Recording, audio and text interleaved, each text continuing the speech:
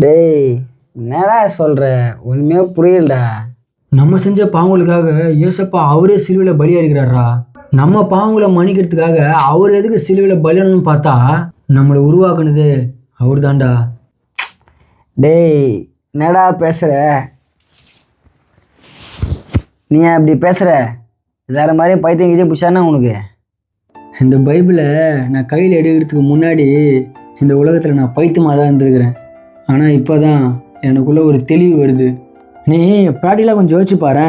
அந்த காலத்தில் பாவம் பண்ணிட்டாங்கன்னா அந்த பாவம் அவங்கள விட்டு நீங்கிறதுக்காக ஆடையோ கோழியோ வெட்டி பலி செலுத்தி அவள் தான் நம்ம பாவம் மன்னிக்கப்பட்டுச்சின்னு மறுபடியும் பாவம் பண்ணிட்டு பலி செலுத்தினே இருப்பாங்க.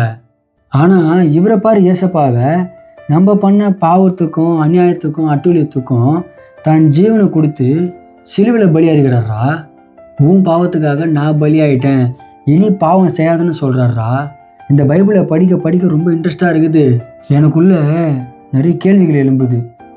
அநேக பேருக்கு அற்புதம் அதிசயம்லாம் செஞ்சுக்கிறாராண்டா. நிறைய பேர் சொல்லிக்கிறாங்க, நான் கேள்விப்பட்டுக்கிறேன். அப்படியா? என்ன அதிசயம்?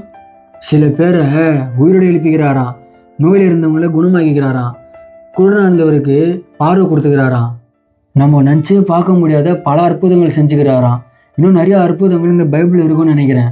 இதனால தான் இயேசு எல்லாருமே இவ்வளோ நம்புகிறாங்களே. நம்மளாம் கூட ஏதோ ரோட்டில் வந்து இந்த மைக்கு ஸ்பீக்கர்லாம் தூக்கின்னு வந்து மதம் மாற்றுறாங்கன்னு நினச்சோம். ஆனால் இப்போ தான் என் மனக்கண் திறக்கப்படுது.